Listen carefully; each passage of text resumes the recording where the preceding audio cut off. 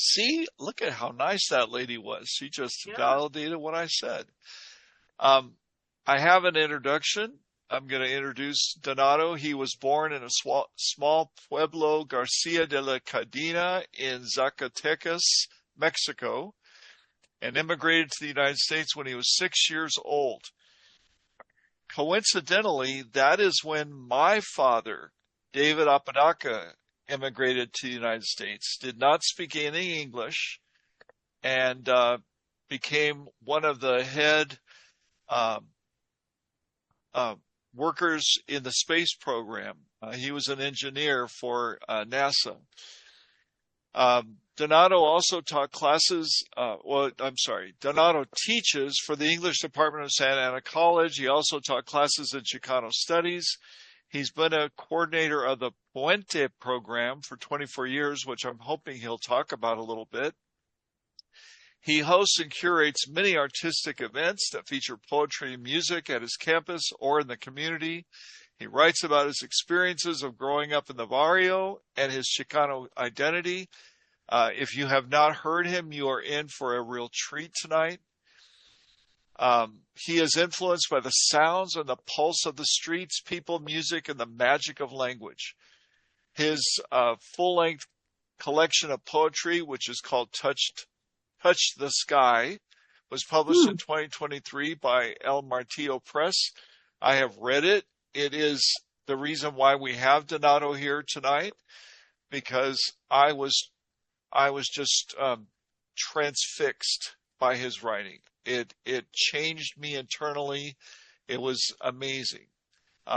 He was selected as a Distinguished Faculty of the Year in 2024 and 2025 and was nominated for Orange Teacher of the Year in 2026. It is my great honor to welcome Donato Martinez, and I think we are all in for a very special treat tonight. So Donato, please take it away. Well, thank you, Mike, for the very beautiful introduction and for the opportunity to meet with this writers. You guys are a writers club, right? Is it called the Hesperia Writers Club, or is that correct? We are the High Desert branch of the California Writers Club. California Writers Club is throughout the state. Okay. Well, thank you for Mike for the introduction, and thank you all for attending here.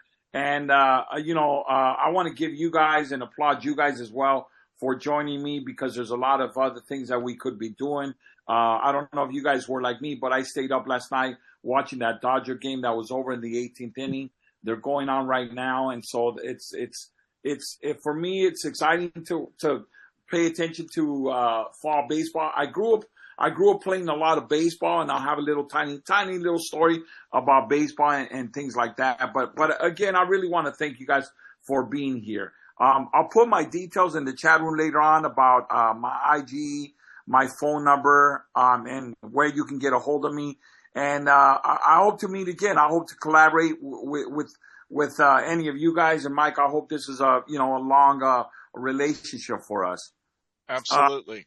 I met a few of you guys. I recognize the faces. Richard, Richard, I think, and your wife there. I met you guys, I think, at a couple weeks ago. Is that right, Richard? Yes. Yeah. And then I met, my other friend too, who's in a car right now. Mira. What's her name? Mira. Yes, Mira. Okay. And so I met a few of you guys. So I'm gonna just say this, that I didn't always pursue being a writer. I remember a high school experience that I had where my instructor, my teacher, asked us to write about what we did in the summer. And then she said, and I'm going to ask for a raise of hand, see if you guys want to share, right? So my classmates, we did a journal exercise, and my classmates were raising their hand and sharing these beautiful, wonderful stories about visiting grandmother back east and going and flying on a plane. And they were, learning how to horseback ride from their uncles and going camping. And I remember a story of one of the kids was camping overnight at Wild Animal Park, and they had a tent there with their parents, and the zebras and the elephants went really 20 feet away from them. There was of course a barrier fence that was keeping them separated, right? And a lot of these people about camping and going hiking and things like that.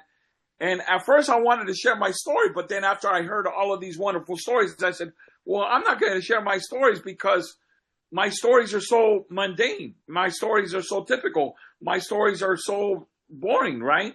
And I like these classmates were visiting grandmother back east or going on a plane to visit grandmother or friends and cousins. And for me, when I visited my grandfather, I just walked up the street, My grandfather lived up the street, and my summers were, not too very exciting. During the couple summers, I went to pick grapes with my mother when I was a teenager. When I was a young teenager, we went to pick the grapes in the fields of Mira Loma and Fontana. You guys probably know the area of Mira Loma and Fontana. And then also on the weekends, my father had a job, and on the weekends he would go pick the oranges over the orange fields of Yorba Linda and Anaheim Hills way before the development of all these beautiful homes in Yorba Linda and Anaheim. So, and I had chickens in the backyard, and I shared a bedroom with my brother. And so, to me, my sort of life existence was relatively simple and mundane and boring. And so I never shared my hand, right? It wasn't until I took a college writing class where this stuck with me. This statement stuck with me from one of my professors. She said, don't fake it. You don't have to fake it. You don't have to embellish it. I want you to write about who you are, and I want you to write about your real, authentic self, about what you know, about how you grew up, about how you came to be, and about your family. And I don't want you to embellish it. I don't want you to fake it. I don't want you to fictionalize it. I just want you to write from your own perspective and give us your authentic self. And that gave me such a feeling of liberty. And so I started to write my first sort of creative writing exercises in those college classrooms. And essentially, some of those writing exercises from 25, 30 years ago appeared in my book.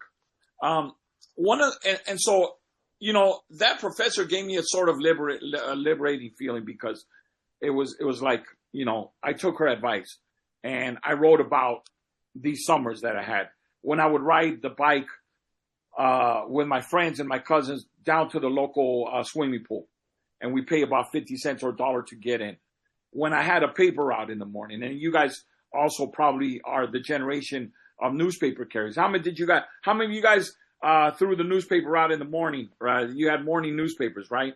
So yeah, that was me throwing the newspaper at 6 o'clock in the morning, making sure that my neighbors got the newspaper on time, delivered on the front porch. And those were the kinds of things that I started to write about, right? And I grew up also, I got a job at a liquor store, at a local liquor store, stocking the alcohol and sweeping the floors and dusting the shelves and stocking the shelves. My two older brothers actually worked at the liquor store, and that's how they were able to find that job for me, because they were old enough and they worked the register. But I didn't work the register, but I stocked all the alcohol behind the cooler, and I had to wear a jacket. And so these are the things that I said to myself, well, that's what I'm going to write about. And so I grew up in this barrio, this Mexican American barrio of working class Mexicans, and then whites as well. And that was a time period where there were a lot of really beautiful white folks that lived in the neighborhood, and they fell in love with Mexicans, and Mexicans fell in love with the whites. And we were living in harmony, in this Mexican American barrio in the 1970s and the 1980s in Corona, California. And so those are some of the things that I started to write about.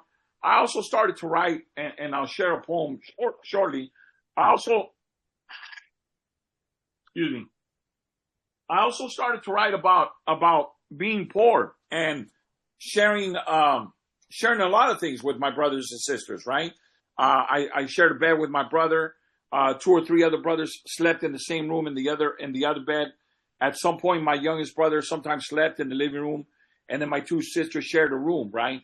So we grew up sharing a lot of things, such as, one bathroom, sharing like a comb and a brush. And I remember one summer, my father coming home from work, and he bought us some sandals for the summer, but he only bought us 2 pairs. And he says, this blue pair are for the boys, and there were 5 boys, and then this orange pair, reddish pair, are for the girls. So when you guys go outside, you guys have to go outside. You have to share these sandals for the summer, right? And I remember this one particular story about sharing the jacket. I had this jacket for my brother. I had 2 older brothers. My 2 older brothers is Gilbert and Ramon. I went to junior high, and it was about the 3rd week of junior high, and this teacher said to me, he says, I know who your brother is. And I knew who your brother is. And then I already had, excuse me, already started liking this girl in algebra class. And I said to myself, oh, please don't put me on the spot. Please don't embarrass me now, because I have eyes for this girl in my algebra class, and don't embarrass me, right? And she said, I know who your brother is. And I said, and then in my head, I said, oh, she's gonna talk shit about my older brother. She's gonna say he was a mess. She's gonna say he was disrespectful. So I better not get the same behavior from you, right? And I said, well, yeah, I have 2 older brothers. Which one are you talking about? She said, your older brother, Ramon. I said, oh, okay, how'd you know that he was my older brother? She says, well, you're wearing the same jacket that your brother was wearing last year. And I was like so embarrassed. I'm like, oh my God, she killed any opportunity that I had to ever talk to that pretty girl in algebra class. And it was one of those, it was a faded orange jacket that had a zipper, and the zipper didn't even work anymore. And I was so embarrassed by it, and I didn't want to take that jacket to school. And I told my mother this, and she said, your jacket is going to be fine. It's just cold and windy out there. You better take a jacket because it's cold, or else you're going to get sick. But of course, that's when this teacher embarrassed me, right? And so a lot of the poems that I write about are really about, growing up and sharing and wanting more things than what we had. One of the poems, the poem that I'm first going to read to you is called We Wanted More from My Collection. And I think that not only did we want more things in the house, and we wanted to go eat, and we wanted to have nice things around the house or certain snacks, but I think what we also craved was we were craving like the attention of a father figure. And we did grow up with a father, but we had a father that was provided everything for us, such as a roof over our head, a food to eat, right? Provided shelter, provided clothes and a bed and those kinds of things. But I think we craved and we wanted attention from him, right? Because we grew up with a lot of kids around in our neighborhood, more or less growing up the same way. And we all talked about our fathers, and we say, yeah, my father's a drinker, or my father's a macho, I think that we just crave kind of like the emotional attachment to our father and the emotional kind of connection to our father. And so, however, there were so many of us that we didn't get that attention. Even to this day, my father is still around, and my parents are still around, but my father has never really learned the words like, I'm sorry, son, for having hurt you. He's never been able to express words like, I love you, son, right? Or he's never really given me like a full hug. It's more like one of these sideways taps on my back. And that's his form of affection. And so I think one of the things that I had to learn how to do on my own is how to become a father that was more forgiving, more compassionate to my own kids, that made sure that my kids knew that I loved them, and that I expressed that language to them, because we didn't learn about that. We didn't have that when we were growing up, and we craved that attention, but we never got that, even to this day. So, one of the things that, we had to learn is how to parent on your own, how to love on your own. And so I had 2 kids, and I make sure that I tell them that I love them, or give them hugs and give them praise, and be compassionate when they make mistakes, because my father was a person that was not very tolerant sometimes of our own mistakes. So that's the kind of environment that we grow up in. Okay. And so, Mike, is it all right if I open up with the first poem? Yes, please. Okay.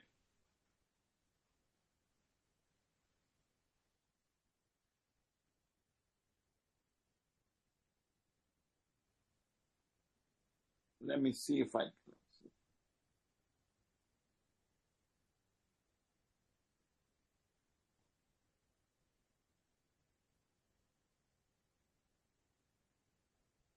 Okay. Sorry about that. Here it is. Okay. This is called We Wanted More. We wanted more. We always wanted more, all 7 of us. We were hungry. We wanted more than wrapped burritos and oranges for lunch. We wanted more than frijoles and tortillas. We wanted more than caldo. We wanted to eat at restaurants. We wanted McDonald's. We wanted Kentucky Fried Chicken. We wanted more treats. We wanted ice cream. I would sneak Doritos bags underneath the sandwich bread. I would sneak ding dongs underneath the bananas. I would replace the cornflakes with frosted flakes. I stole Snicker bars and bags of M&Ms. We wanted longer showers, more time with warm water, more time in the bathroom. We wanted our own room, our own bed, our own blanket, but we shared everything: clothes, jackets, shoes, combs, sandals, one television. We wanted to get away. We wanted to move. We wanted a bigger home with a large backyard and a tiny playground. We wanted to smell fresh flowers, not chicken smells, or burnt rubber smells, or littered car part smells, or dog smells. We wanted fresh lemonade in the refrigerator. We wanted a haircut at a barbershop, not one from Pops. He messed up our hair every single time. We wanted Nike shoes or Adidas or Vans or Keds. But we wanted Nike shoes or Adidas or Vans, but instead we got Keds or other knockoff generic brands that were bought at Kmart or the swap meet. We wanted a new bike for all of us. We wanted vacations and trips to the beach. We wanted to go camping. We wanted to sleep underneath the stars. We wanted to go to the mountains. We wanted to go fishing because other boys in our class did that. We wanted Santa Claus to visit our home. We wanted a Christmas tree full of presents. We wanted birthday parties. We wanted birthday cakes with candles. We wanted to spend the night at friends' homes. We wanted more. We always wanted more. He spanked our tiny asses, sometimes with his bare hands, oftentimes with his leather belt. Red raw marks. The pain was like gas poured on fire. The pain spread across our backs and up our necks. The back of our thighs bubbled with red welts. He whipped us across our round butts for playing outside, for not pulling weeds, for talking during dinner, for coming home after dark, for bickering with each other over an Atari game. We wanted our mother when he screamed and knocked us down with a stinging slap to our heads. We wanted her to comfort us. We wanted good times with him. We wanted laughter. We wanted him to throw the ball with us. We wanted swings in the backyard. We wanted to crawl up his legs and sit on his lap. We wanted and craved hugs from him. The affection never came. We wanted more. We always wanted more. All 7 of us. So that's the poem called We Wanted More. Again, about the time period that we were growing up, and wanting more things, naturally wanting what other boys in the neighborhood had, and wanting naturally what other people in the schools had. I remember my cousin, his father bought him a car during high school, and I remember my older brothers and me working our ass, excuse my language, working our asses off and saving our money. And I worked at Kentucky Fried Chicken, and I worked at Kmart, and my older brothers, I followed in their footsteps of having jobs during the summer, and they saved their money, and they were able to buy themselves a used car while they were in high school or shortly after high school. But I remember my father, like, if we wanted a new pair of shoes, I have this one story too, that I'll tell you afterwards, that if we wanted a pair of shoes or even a jacket, my dad said no to all of us, because if he said yes to me, then he had to say yes to all 7 of us, my siblings, and that was not going to happen because he didn't have enough money to buy everybody new shoes, right? I remember this one story that as I mentioned to you guys, I love playing baseball. I asked my father, I said, Dad, I came home from work and I was asking my mom, hey, Mom, where's Dad? And she goes, well, he's probably in the back. He's probably pulling weeds or something, or he's probably cleaning up the garage. I said, well, I want to talk to him. I want to ask him about playing baseball.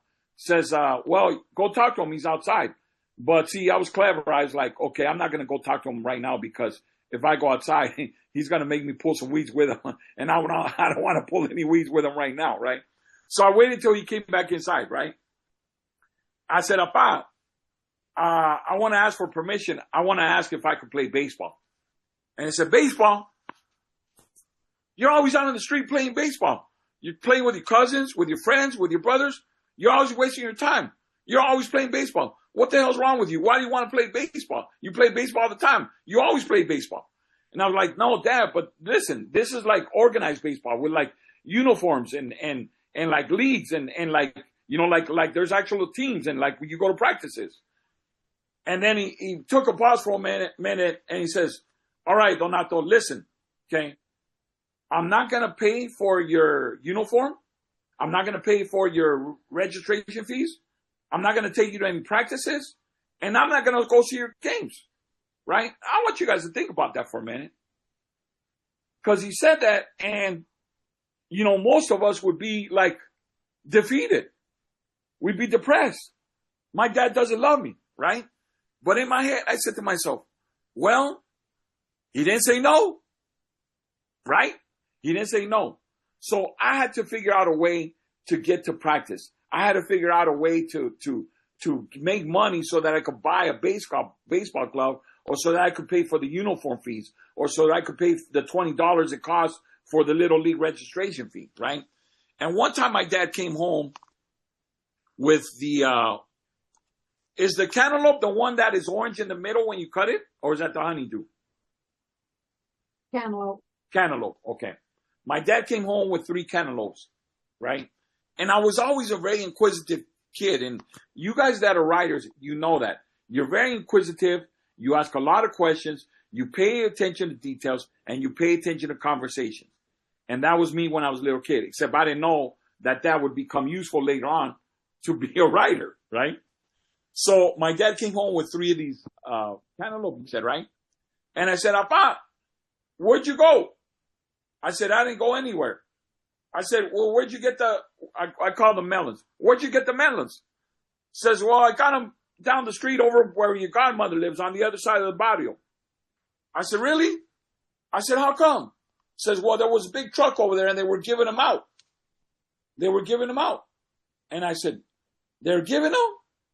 Why? And my dad at that point says, okay, stop asking so many damn questions. Go outside and go work or go do your homework. Says, no, but I have one more question. Says, so they were giving as many as you want? They were giving out melons? He says, yeah, they were giving out melons. Now leave me alone.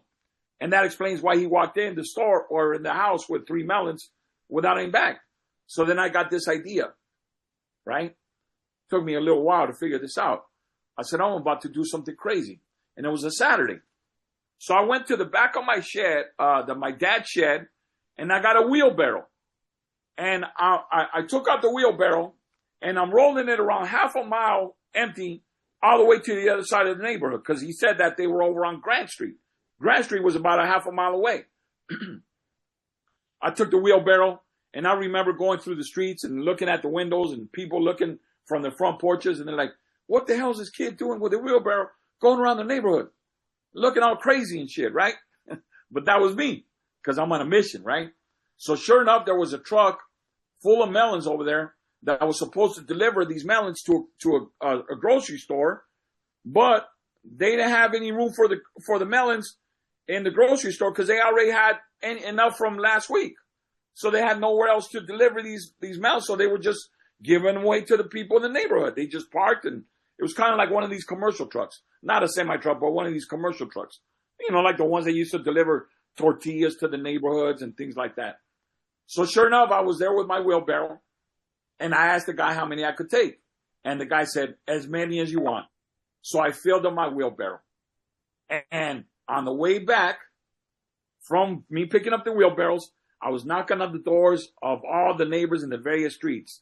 And I was asking them in Spanish, quiero melón. Would you like a melon? I'm selling these melons, right? I'm selling these cantaloupes. How many do you want? And you know, I sold them for like $1 each, or maybe $1.50 each, right? And granted, back in the days, in the 80s, that's a lot of money, $1.50 each. But I was delivering them to the house. And the same way that I took the wheelbarrow out of my house, which was empty, that's the way I returned back to my house with a wheelbarrow. But listen, I felt like a champ. You guys remember the Little Rascals? I felt like a champ, right? Okay, the Little Rascals. Because I came home with about $55 in my pocket. And there was no stopping me there. And I was like, somehow I'm going to play baseball. I'm going to pay for my uniform. And I'll make this shit happen, right? And that's the kind of work ethic that our parents bestowed upon us. That's kind of work ethic that was taught. Because if we wanted something as simple as a pack of baseball cards, as simple as a Snickers, as simple as a bag of sunflower seeds, we had to earn it. We had to work for it. And so I had these various kinds of odd jobs, and I figured things, I had to figure ways out to make money. So kind of a little background to some of the stories that I write about as well. This other poem that I want to share with you guys, it's about my mother. It's the opening poem in my collection, Touch the Sky. And the reason why I share this poem is because, raise your hand if many of you guys have ever returned to live with your parents, or you live with elderly parents, or have lived with elderly when, like you became, in other words, as a grown person, you actually ended up living with your elderly parents, or you came back to take care of them for some time. Okay. Raise your hand. Is that any of you guys, right? Okay. Well, that was me. During the pandemic, I went to live with, and a lot of things about me growing up, and that was around when I was about 50 years old, maybe 48, 49, right? And a lot of things between my parents hadn't changed. My dad is still stubborn. My mother still bickers him. She always has to get the last word in. My dad still likes caldos and broths and stews, like soups that you were mentioning at the beginning of this meeting, right? And, they're mentioning, they're still the same. They bicker, they stubborn, they fight, they argue. And I love it, actually. I love it because that means that they haven't slowed down. That means that they're the same way that they were when they were teenagers, right? But I remember my mother, when as a grown man, as I returned when I was 50 years old, tell me all these stories. Tell me all these beautiful stories. And my mother's got a great memory. But as a teenager, I didn't pay attention to those stories because I was just a stubborn, dumbass teenager that said, oh, my mom's got this story again. My mom's got this story again. It's like, I heard that story again. And I had forgotten about all these stories, right? But being now returning as a grown adult, I paid attention. And my mother has insomnia, right? My mother has insomnia. Sometimes she has a hard time sleeping. And even in the middle, like when I was there, when I was staying up late and grading or preparing for my classes at 11 o'clock at night, she'd knock on my door and she'd wake me up because I was already asleep with the laptop in front of me. And she'd say, Donato, you got to go to bed because you got class tomorrow. So she was still mothering me the same way that she mothered me when I was 15 years old. And so sometimes we'd stay up and she would tell me these beautiful stories about her. And sometimes these also sad stories and tragic stories about her. So what I want to do is I want to read this poem about my mother. And it's the first one from my collection. And it's called, actually, A Little Story About My Mother. My mother dropped out of school in the 2nd grade. She was raised in a pueblo and had little opportunities. Despite the few years of school, she learned how to read and write in Spanish. She learned mathematical equations and taught her brothers how to write their names. At 13 years old, she helped raise her cousin, whose mother died at childbirth. At 16, she married my father, and the little girl became a woman. Quickly, she became a mother and raised her children on her own, as my father worked the fields. Every day, she worried about what to feed their children and felt the pain of this helplessness when they became sick. During the summer, she went to the nearby arroyo to wash baskets of clothes. Arroyo is a small little river. Other days, she would haul cántaros full of water for meals and baths. She would go to the molino for masa on a daily basis. The molino was a place that that prepared the dough for the tortillas. And every day she would go to the molino and order like a pound of masa. And so the masa was used to make tortillas, right? Okay. So she would go to the molino for masa on a daily basis. Somehow she was creative in making meals with the little that she had. She immigrated with her family in 1973, and her children enrolled in the local elementary school. She never learned English, but she picked up a few words enough to survive when she helped make flour tortillas at her kids' schools. She never had a job except for a few scorching summers picking grapes in the fields of Fontana and Mariloma. With her eldest children, she arrived before the crack of dawn, and by mid-morning sun, her cheeks became red, her brows were smeared with dirt and sweat, and her hair became tangled and untied underneath her hat, and the sand underneath her feet trampled her many times. On the way home, she urged my oldest brother to drive quicker for fear that her frijoles, slowly warming on the stove, would burn before she arrived. My mother had her hustle. When I was a little boy, late into the night, my mother would sneak into the bedrooms of all of her children. She made sure that everybody was covered with a thin blanket and whispered a tiny prayer in front of every sleeping child. My mother was a victim of my father's anger. She sustained many years of physical blows and verbal abuse. He never flinched at hurting her or holding nasty obscenities in front of us screaming children. She asked me about love one day. I tried to explain the feeling. I told her that I felt it more than once. She asked me to describe it, so I did. With sadness in her voice, she said, "I have never known that feeling." Now, as a grown man, I steal tiny moments as I come around the corner. I watch her write in her tiny book of prayers. I hear her prayers to the Virgin Mary in the evenings. Late into the night, I see her struggle to watch her novelas while she battles with her insomnia. Like when I was a child, I still smelled the cinnamon on the stove, the Pond's cream on her skin after an evening shower, the spicy chile in a molcajete, or the warm mole in the kitchen. On most days now, she raises and cares and scolds my father as if he was her child, and oftentimes he is. I often wonder what my mother's life would have been like if she had not been poor, raised in a pueblo, or married a man who didn't know how to love. With all that love, intelligence, and hustle, this salt-of-the-earth woman, Hechos de Barro, may have been a teacher or an artist. However, she is the greatest storyteller. So that's that poem. Thank you very much. Thank you. I appreciate it. That's that poem there about my mother. And you members of this writers club, it reminds me about one of our strategies, right? We have to remember, and I had to ask my mother these stories again, so that these stories that she wrote, that she talked to me about, that she narrated, became stories or poems in my collection.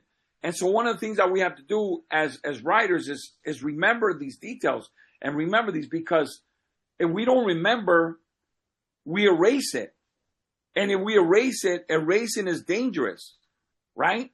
So when you think about that, we have to remember. And if we don't remember, it becomes erasure. And erasing or erasure is very dangerous, because how are we going to pass down these stories to our kids, to our grandkids? You know, Mike, Rusty, Richard, Laura Lee, Ray, right? How are you going to tell your kids about your grandparents?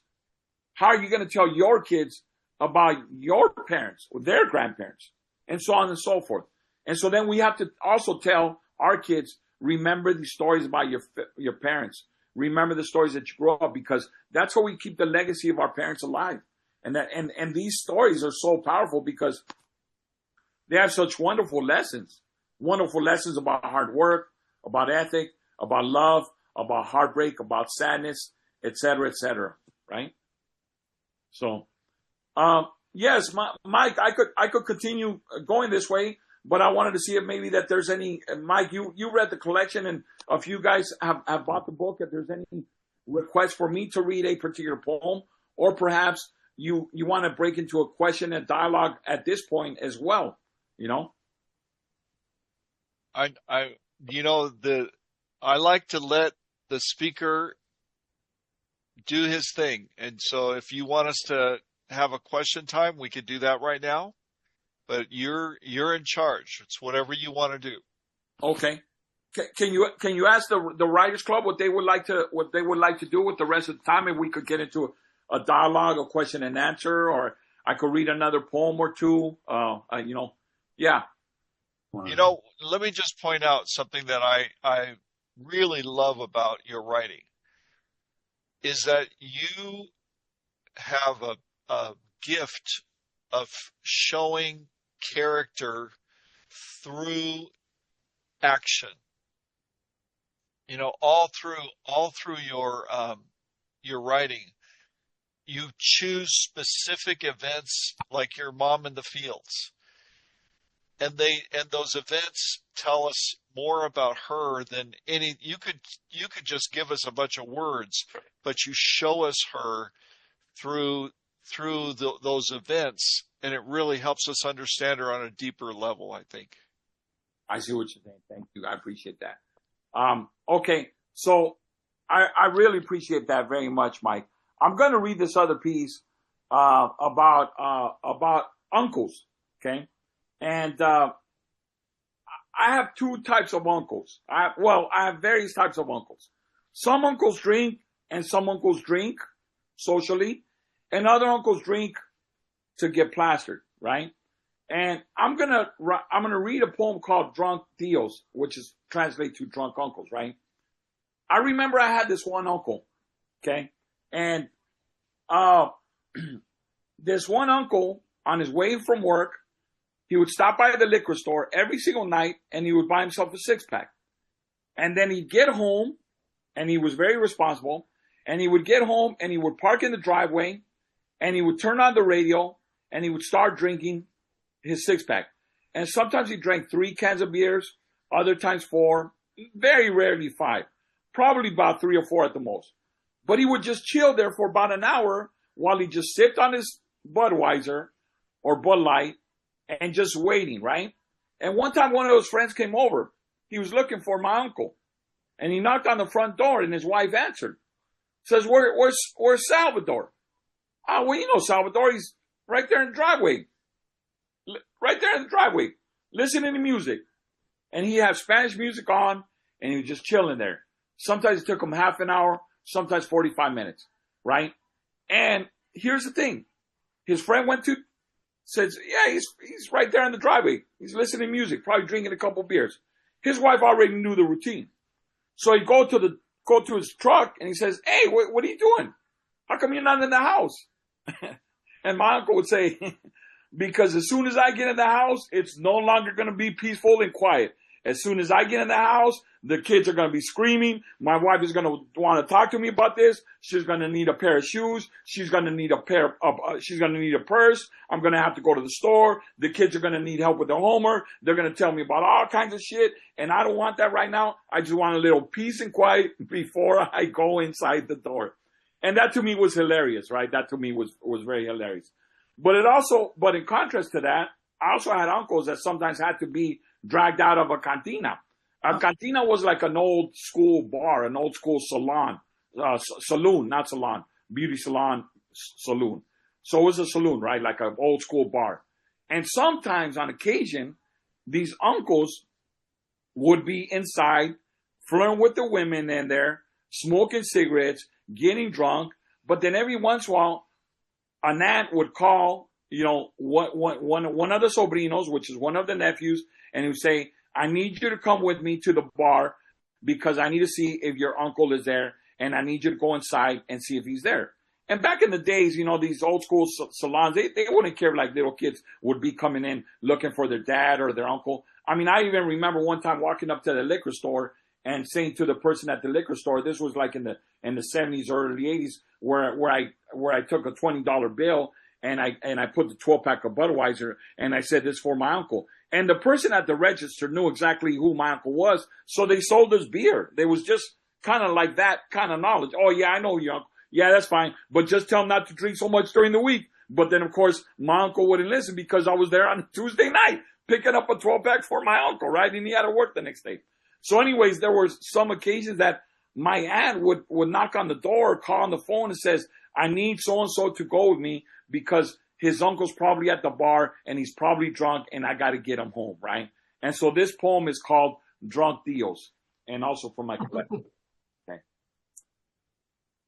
Hardened men pour out when the sun sets, battle bruised, hunched over, and coughing up residue after inhaling dangerous chemicals from working in unsafe conditions and poor ventilation.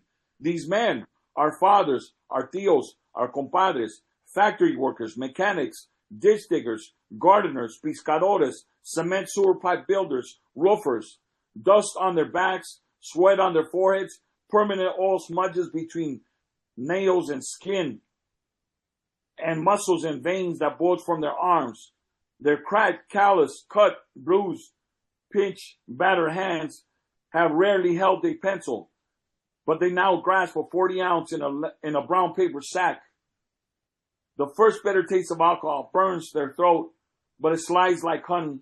They listen to some old Spanish songs that crack from muffled speakers of their old beat-up Silverado in their driveway. This quiet moment of peace before walking to the chaos of the house, because children need new school clothes and backpacks, and their mujeres need new shoes. Other tios stumble into old cantinas. They dance with women. They smoke half a pack of cigarettes and slump over the bar. And past the lingering, burning clouds of smoke, among chatter, laughter, and loud norteño music, his nephew musters all the courage of a scrawny, freckle-faced mocosillo, and he says this to his uncle. Vamos, tío. My tia's waiting for you in the car. She's very mad this time. And the tio's finally laying across the ripped back seat of the passed-down Toyota Tercel. The stench of alcohol and cigarettes permeates the car. Between sniffles and deep breaths and whimpering like a scolded child, he says to his mujer, I love you, mujer. Forgive me. I know I won't go again. No, I don't have a girlfriend. I'm so sorry. His words are etching promises again and again, just like last week and the week before, and the tears are streaming down his face, and for once, he is shredding his masculinity like peeling the layers of old skin from his working calloused hands. Yeah, that's good. Thank you. Thank you. So hey, some of us remember those memories, right? Raise your hand if you remember those memories. Right? I haven't heard that. Yeah. I think I'll identify that we have some drunk uncles in our communities, don't we? Yeah. Yeah, absolutely. And most of the time they were fine, but other times they they couldn't walk out of the salon, out of the bar alone. Yeah. That's why the nephew had to go with their aunt. The aunt was too embarrassed to go in there, so it's like, hey, I need my sobrino to go in there. So sure enough, he was slumped over the bar, dancing with a woman. Right? Yeah. Anyways, maybe some questions, all right? Yeah, I have well, first of all, I don't know you. My name is Robert Del Toro, and I'm Diana, the husband. And she told me about you speaking today at the book, Writers Club. yeah, the Book Writers Club. And I have to say that your upbringing, it resonated with me, and we have so much, well, I think most of us that have had that experience or similar experience growing up in the barrio. In my case, it was before, it was the 50s and 60s for me, but many of the things that you talk about, I experienced them too, and it brings back a nostalgia and just a feeling of, yeah, I know what you're talking about. Tell me your name again. Robert Del Toro. Robert Del Toro and Diana. Thank you for saying that. I really appreciate that. And it touches me. It touches me when some of my stories, resonate with people or it brings them back. And I really love the word that you use, nostalgic. And that's what it was for me. A lot of these things just give me some nostalgic feelings, and they make me feel happy, Yeah. Even though some of the things that I grew up with were very, very tough, right? But now as I look back at them, it's okay that I was raised by tough parents and tough love and a strong work ethic, because look where we're at today and look what I'm able to do. And so you're right. Back then, horrible. Some of them were tough, but now I look back with them as like a sense of nostalgia and joy, right? Yeah. So thank you for saying that, Robert. You're welcome. Does anybody have any other questions? Ray, go ahead. Thank you. Thank you, Mike. Thank you, Donato. What with your writing, were you inspired early on or later in life as you reflected early on into your early part of your years? In other words, did you have to recall as you were writing, or did you write early on in your life? That's a good question, Ray. I never thought about being a writer or didn't envision being a writer until I think I was in a college classroom. I'm thinking I was maybe like 22, because I was actually going to study architecture. I was an architecture student at Cal Poly Pomona. But then I was taking these other classes besides my core major classes in history and writing and art.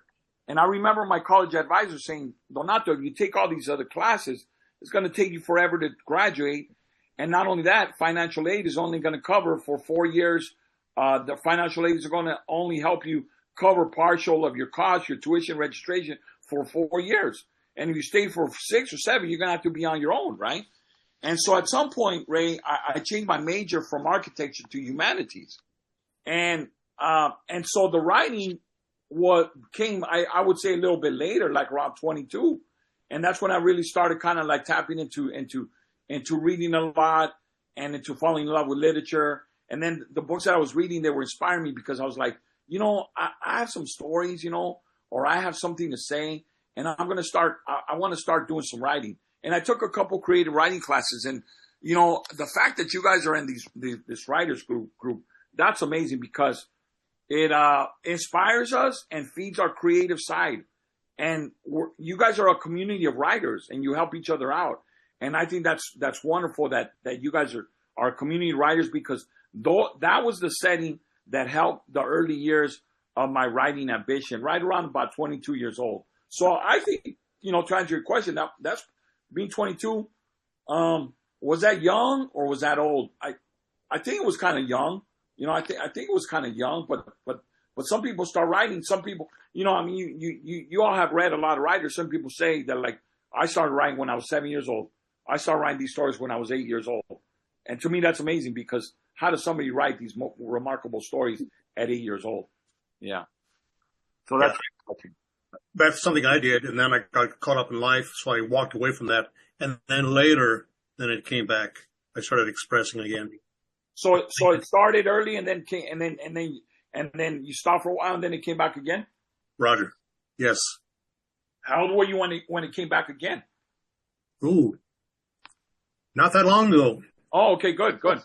Excellent. Nice. I like it. Yeah, I was involved with theater arts for quite a while, and then I had a hard time memorizing lines, so I thought, the heck with it, I'll just write the darn plays. And that's what I did. Right. Yeah, Rusty? Yeah, Donato, you said your life was boring and there was really nothing to write about, but you lived a life that I never did, and I find it fascinating. And I lived in the Redwoods. Oh, my goodness. And I was living next to a creek, Oh, and I had no kids to play with. So my whole life is totally different from yours for the first 7 years. It sure And is. I was the only child until my sister came along when I was 7. So I am completely the opposite of you and your lifestyle. And that's what makes it so fascinating, because there's a lot of us that have other boring lives that are not. Thank you for sharing. Thank you, Rusty, for saying that. And that's what it is, Rusty. I think that at some point, like, I thought that my life was relatively boring. I lived with like 6 siblings. I shared rooms. We didn't do a whole lot in the summers. We had to invent things. we were finding fun out of climbing my grandfather's apricot tree, those kinds of things, chickens in the backyard. And so, and so to me, that was boring until I realized that, somebody is giving me permission and saying, hey, you know what, Donato, it's okay to write that. So Rusty, like when you were in the Redwoods, was this in California or Oregon? This is California. Right up outside of Santa Cruz. Okay. I mean, I could imagine that there were so many magical stories and magical poems that have come out of those experiences now. Am I right, Rusty? Oh yeah, I'll share one with you later after the program. Oh yeah, I'll write my email on there as well. Yeah, thank you so much. Okay. Yeah. So I have a quick question. Donato, you are a professor now. You work with young people. What are you seeing when it comes to our young people being literate and appreciating writing and books and these kind of things? We're wondering what the future holds with our country with regard to literacy. Yeah. So I teach at a community college and I've been there for about 28, 29 years. And what I'm seeing are a couple fundamental basic problems that we need to be promoting. They're not literate enough because they don't read enough. And I think that they don't read enough is because, one, they think that there's no books that reflect their stories or reflect their families. But there are books that reflect their stories and their families. And two is because the idea of reading to a lot of our young men and women is not something that has been promoted, right? And it's not like people are going to the bookstores. It's not like there are many bookstores around. It's not like, and granted, there's a bunch of used bookstores and you can get used books, really great books for about $1 a piece. But the idea of visiting bookstores, it's like at the beginning of the semester, I asked 30 students in my classroom, right? And I said, in the last 6 months, how many of you guys have been to a bookstore?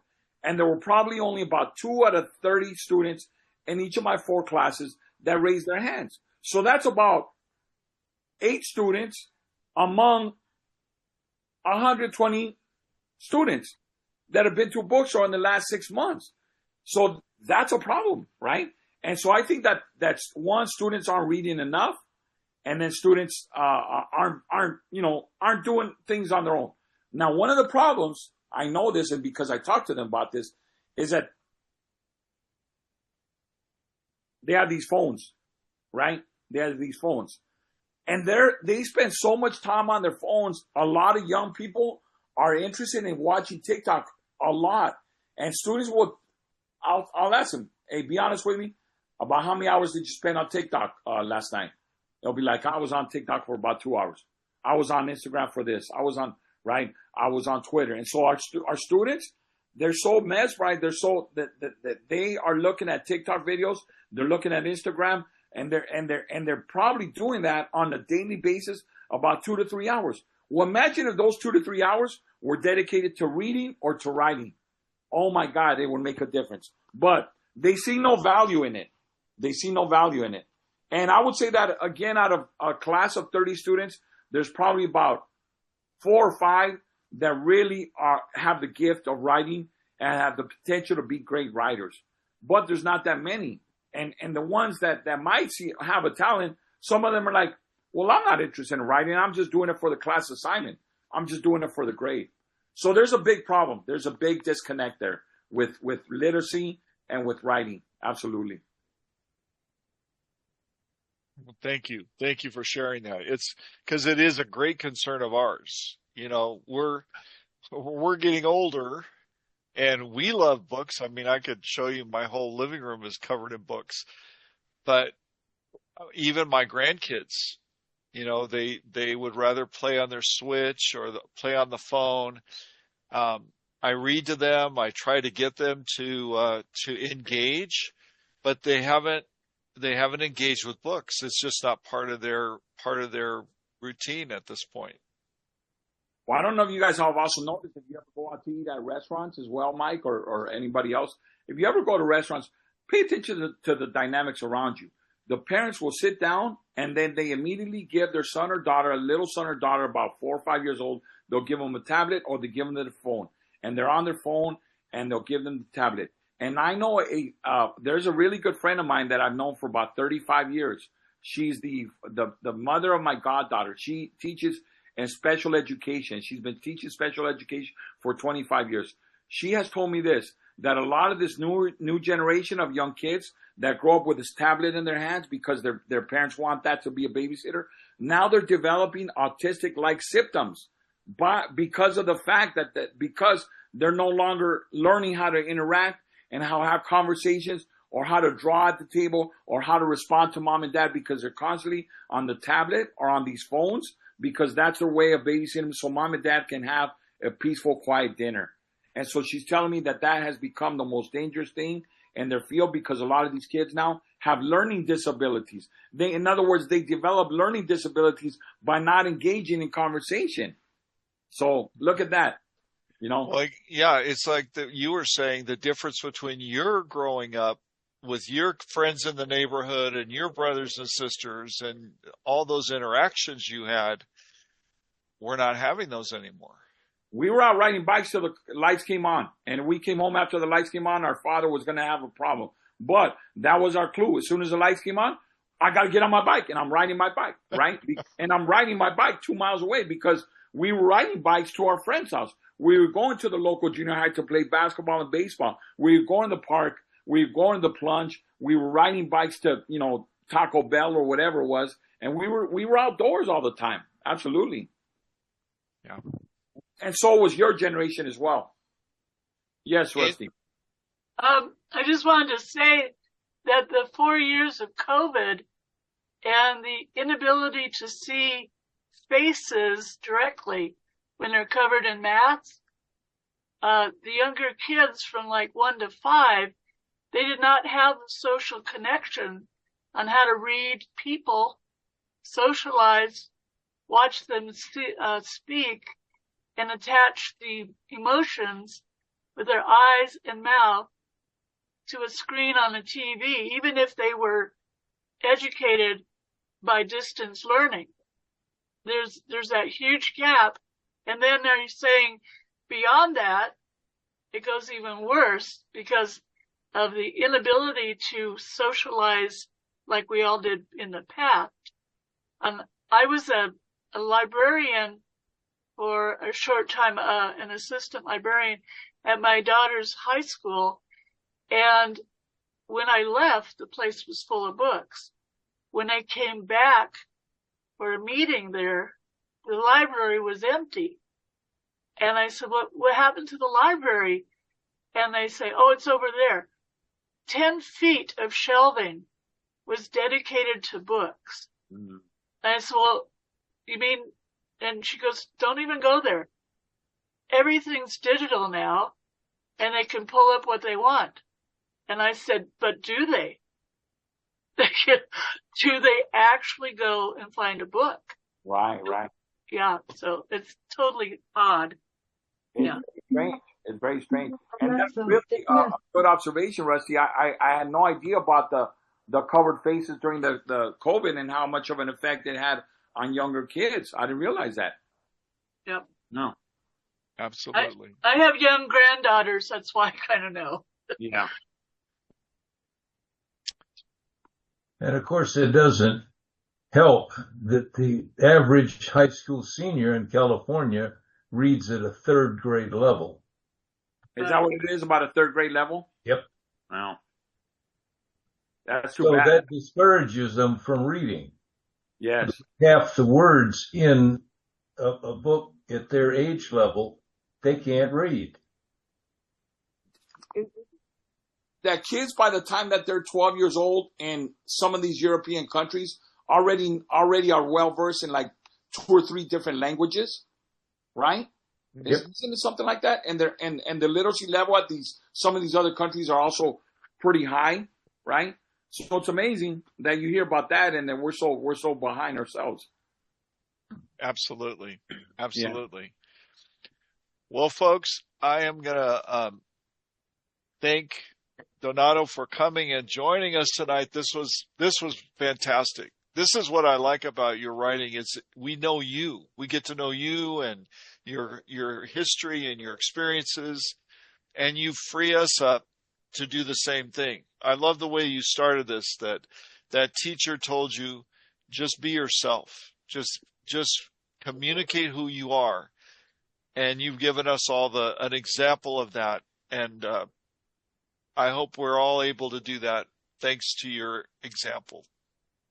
Well, Mike, I appreciate you and the Hesperia Writers Group and Association. I really appreciate you guys so much. You've been a really wonderful audience. I'm going to put all my details in the chat room before you guys say goodbye so that you guys can text me or email me or invite me out to various places to do presentations. If you like a collection of my book, I can mail one to you guys as well. I can get it there in the next 3-4 days. And so I can ship one out to you guys.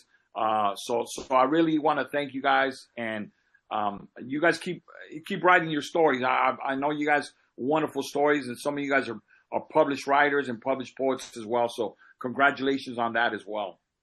And we'll keep in touch. And I want to see if I can get you to some bookings at some of our other clubs or other branches. Oh, that would be great, Mike. I would love to meet the others as well. Yes. Let me write down my email as well.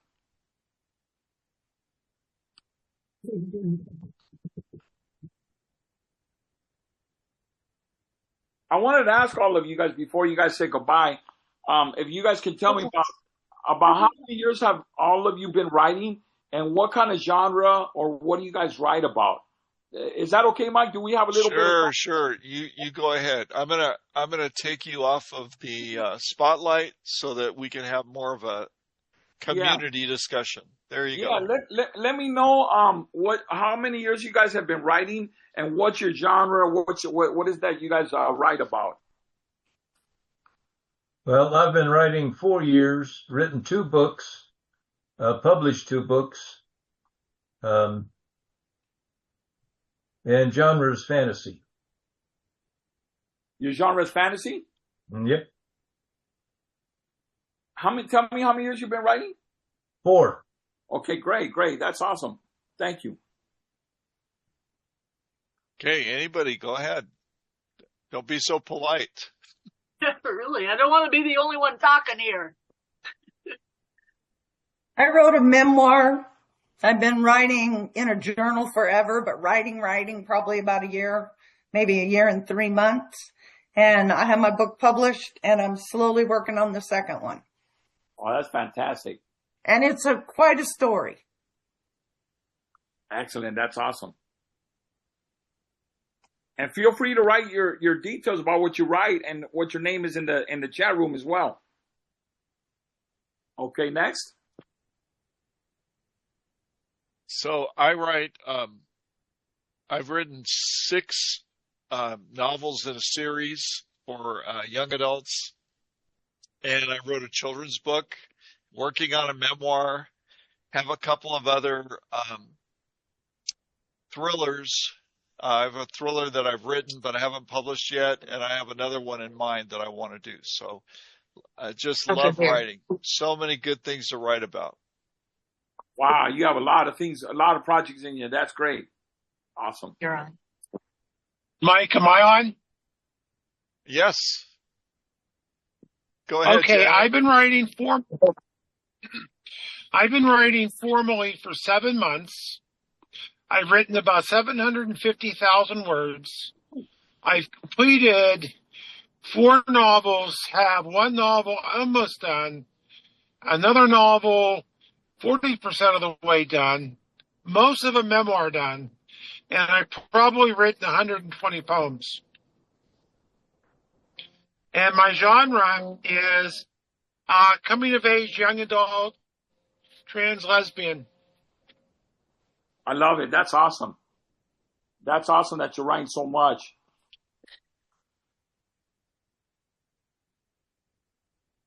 Anybody else before we wrap this up? Anybody else before we wrap this up and say goodbye? Ray, go ahead.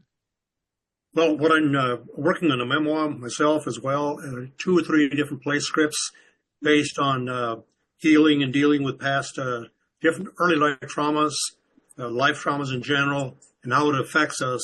And then the characters, of course, based around the particular issues in life.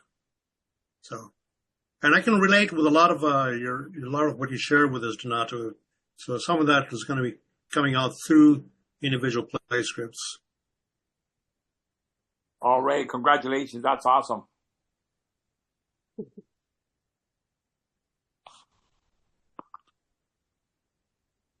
Anybody else want to share? We have the quiet group. Mary, what about you, Mary?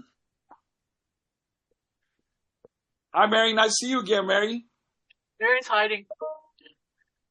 Turn on your mic. You're muted.